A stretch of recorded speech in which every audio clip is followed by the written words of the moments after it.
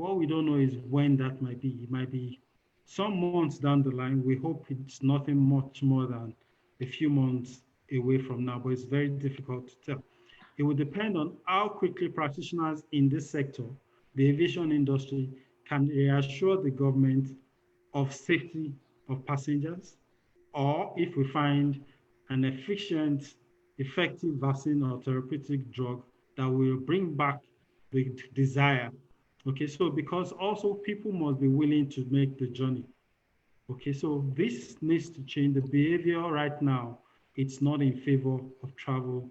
And I hope this long response kind of help. But I think you can use this time to begin to plan and think about that sector, what needs to change from a content standpoint, from a value standpoint, what needs to change when the sector finally reopens. All right. Thank you so much, Femi. There's another question here. This one says, can the client consider the kind of partnership that existed before now, where clients support practitioners with some kind of funding in the form of prepayment, as funding has driven the business out of the markets? Okay. By the way, the person that asked the last question says, thank you, sir. On the airport question. All right.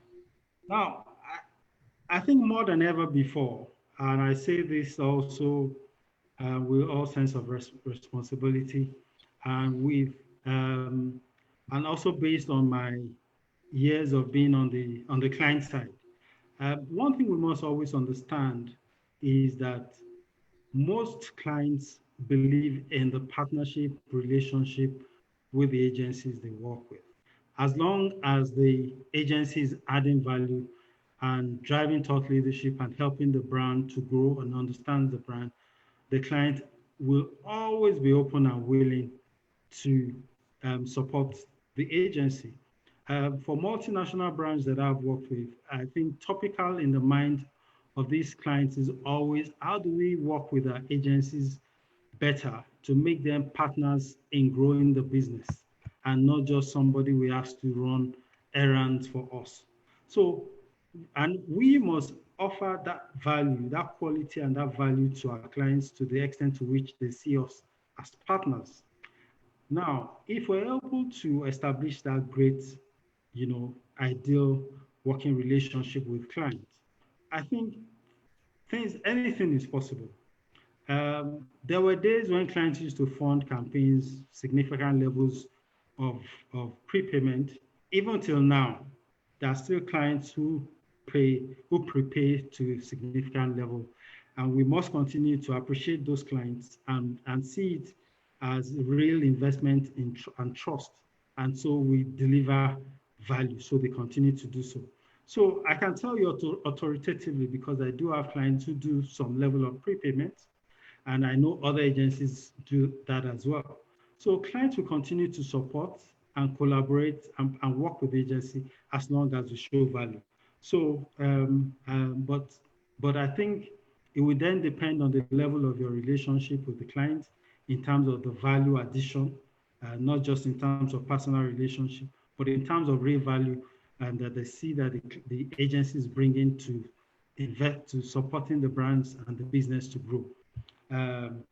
Because the truth is that some businesses are good in cash. So we've got certain clients who, so for example, telecoms, who have, who have significant level of cash in the transaction, in their business process, and can afford to do some level of prepayment. And we have clients who are not in that space. So again, it will depend on the client. It might not be the same for every client. And so some clients expect that agencies have the right level of capital to work for them. So again, depending on what type of service we offer. So for BTL services or agencies, for example, most clients do not give prepayment, and some might even have, very tough policy around payments like 90 days, 60 days. That is really extremely harsh in an economy like ours, and particularly in this situation. But again, sometimes you can't blame the clients. It will depend on the client and their peculiarities and policies. So, but we must make sure as an industry that at least to a large extent, our payment terms are reasonable and helps our businesses to run in a sustainable manner. So that conversation needs to continue to happen on an industry level. But for your clients, depending on the sector, you have to keep engaging them to see if they can support. The other option will be to go to the bank or to collaborate and find partners who have the financial muscle or the capability to support I mean, as long as you got a stable client that offers you the right level of security and safety in terms of contracts, in terms of purchase order, you can approach the banks or financial organizations to raise funds for projects. But at the end of the day, it must make a business sense for you to accept that. All right. Thank you very much. We are gradually getting to the end of this edition. There is still opportunity for one or two more questions. However, in the absence of any additional questions from our participants, I might just be doing the wrap up by asking Mr. Adelusi to, first, I'd like to thank you very much for sharing with us today. First of all, granting to be part of us today, to be our guest, accepting that our request for you to be our guest today. We appreciate you. And on behalf of all the participants, I want to believe that they also all appreciate you very much. I just thought I should drop that in before it gets lost in the wind. However, I'm going to give you an opportunity to give us a parting word as a way of wrapping up this session. We've done over an hour already, even though we didn't have a timed session, but then we've done over an hour, so which is good enough. So can you just give us a parting word for today's session? Thank you so much. I must thank you for the opportunity to share with my colleagues and thank everyone that's on the call.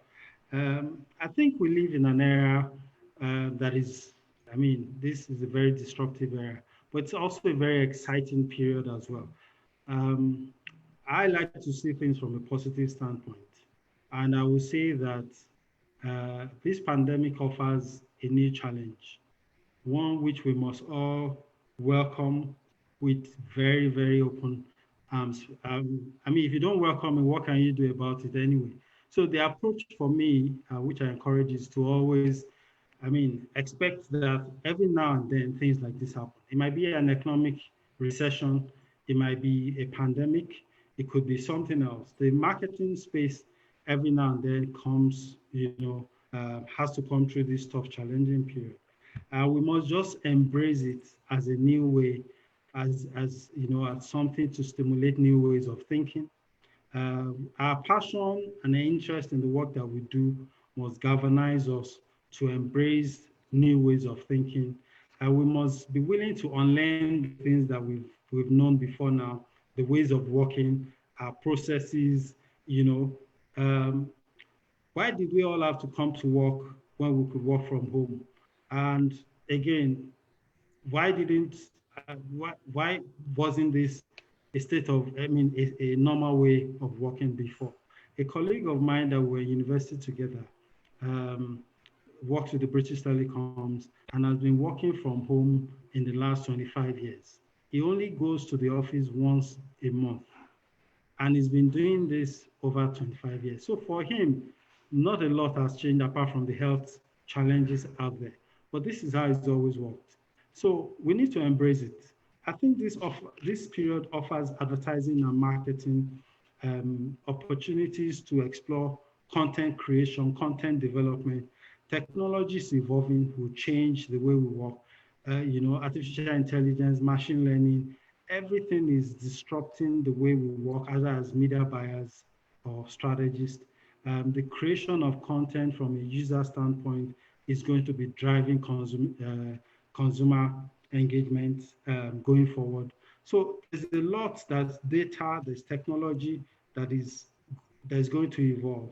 So so my parting shot is we must be willing to unlearn and relearn.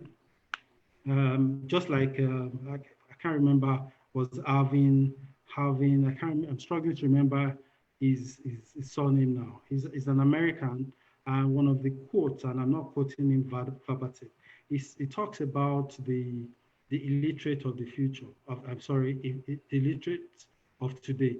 So the illiterate of today is not those who cannot read or write, but it is those who are set in their ways and unwilling to unlearn and relearn and learn new ways of doing business.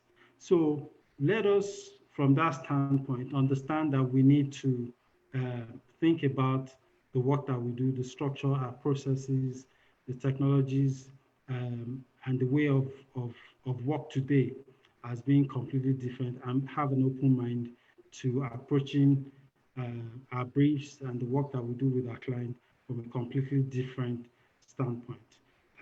It will bring changes in the size of the businesses or in our ways of working, but I believe that on the long run, we'll come out better and we will be able to run even more profitable businesses.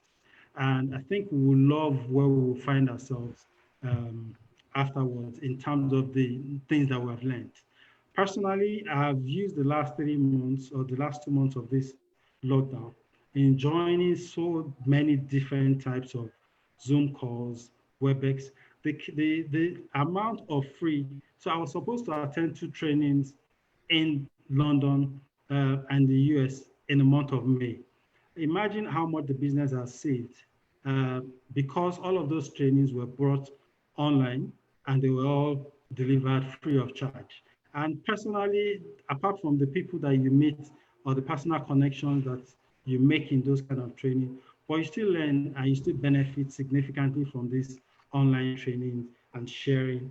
And this, so for me, this is a big opportunity we must all embrace.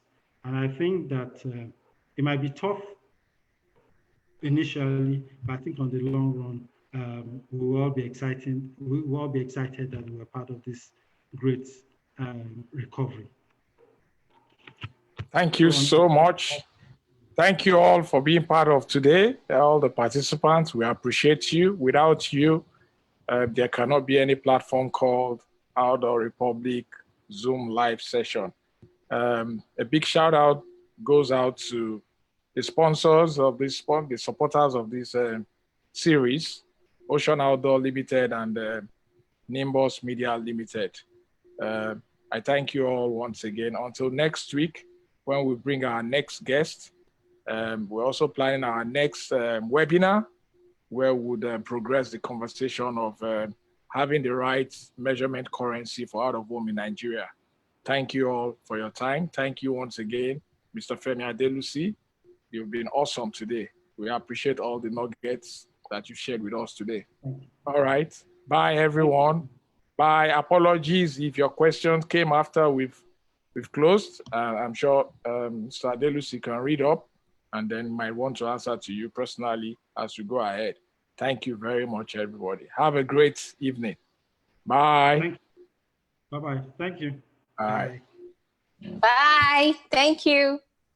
Bye. Bye. You're all free to show your faces now, yeah. And then and also your voices are all released, so you can say you're all unmuted. So you can all say a shout out, thank you to Mr. Adelusi. Thank you, Mr. Femi. Oh, yes. All right. Thank you, Mr. Thank you, sir. Thank you, Mr. Femi. Thank you. Thank you, Mr. Femi. Thank you. Bye-bye. Thanks for coming. Oh, my Presi, thank you for being here today. We appreciate it. Thank you. Thank you, everyone. Thank you. Thank you, everybody. All right. Okay. Sign off.